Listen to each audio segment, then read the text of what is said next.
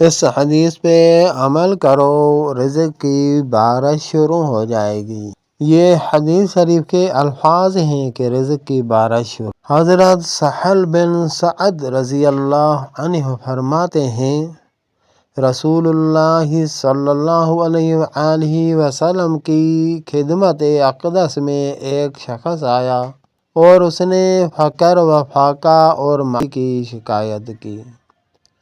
رسول اللہ صلی اللہ علیہ وسلم نے فرمایا، آپ جب گھر میں داخل ہو تو سلام کرو، خواہ گھر میں کوئی ہو یا نہ ہو، پھر مجھ پر سلام کرو۔ کام تو بالکل آسان ہے، لیکن معاشرے میں یہ رواج نہیں ہے۔ اگر رواج پہ چلنا ہے تو پھر تو وہی مصیبت چلتی رہے گی جو چل رہی ہے۔ اگر سنتوں پہ عمل کرنا ہے تو انشاءاللہ تبارک و تعالی رزق کی بارش، رحمت کی بارش، اللہ کا قرب، سب کچھ مل جائے گا۔ جس گھر میں سلام کیا جائے گا اور رسول اللہ صلی اللہ علیہ وآلہ وسلم پہ بھی سلام ہوگا تو اس گھر میں تو اللہ کی رحمت ہی رحمت ہوگی، شیطانی اثر بھی کوئی نہیں ہو سکتا۔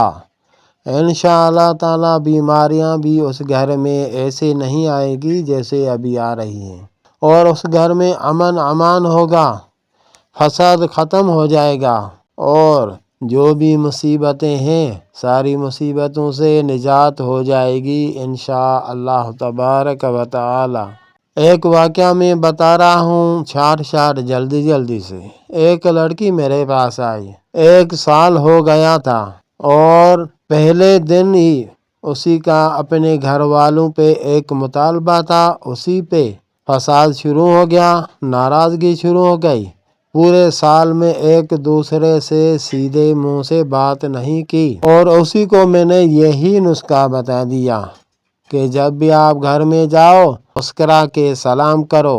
وہ جیسے گھر میں گئی پہلے دن میں ہی اس کا پیار محبت شروع ہو گیا۔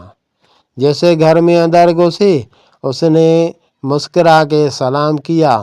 آگے گھر والے سامنے بیٹھے ہوئے تھے، یہ کراچی کا واقعہ ہے۔ انہوں نے دیکھا، اے بچی کیا ہو گیا آپ کو، آپ تو آج تو مسکراتے ہوئے آ رہی ہو، پہلے تو بہت چڑچڑا کے بات کرتی تھی، بیٹی شروع ہو گئی۔ اور جو اس کا مطالبہ تھا وہ اس کا مطالبہ بھی حل ہو گیا۔ مطالبہ یہ تھا کہ لڑکی کہتی تھی میں ٹیچنگ کروں، اور گھر والے کہتے تھے نہیں ٹیچنگ نہیں کرنے دیں گے۔ جیسے صبح کا ٹائم ہوا اسی کے شوہر نے اسی کو کہا آ جاؤ آج چلتے ہیں، آپ کو اسکول چھوڑ کے آتا ہوں۔ گاڑی پہ لے کے گیا اور اس کو اسکول پہنچا دیا۔ پوری زندگی آسان ہو گئی۔ اگر آسانی چاہتے ہو تو پھر یہ کام شروع کرو۔ رسول اللہ صلی اللہ علیہ وآلہ وسلم کے پاس اپنی بیٹی فاطمہ الزہرا رضی اللہ تعالی عنہ ایک دن یہی کمپلین لے کر آئی کہ گھر میں رزق کی تنگی ہے۔ رسول اللہ صلی اللہ علیہ وسلم نے فرمایا اگر چاہو تو میں تمہیں 5 بکریاں دے دوں، یا چاہو تو میں ایک دعا سکھا دوں۔ اب یہ تو آپ خود سمجھ سکتے ہو کہ دنیا کے مقابلے میں دعا کتنی قیمت رکھتی ہے ہمارے ہاں، اور کتنی قیمت رکھتی ہے فاطمہ الزہرا رضی اللہ عنہا کے ہاں۔ وہ تو آخرت کے طلبگار تھے، ہماری طرح دنیا کے طلبگار نہیں تھے۔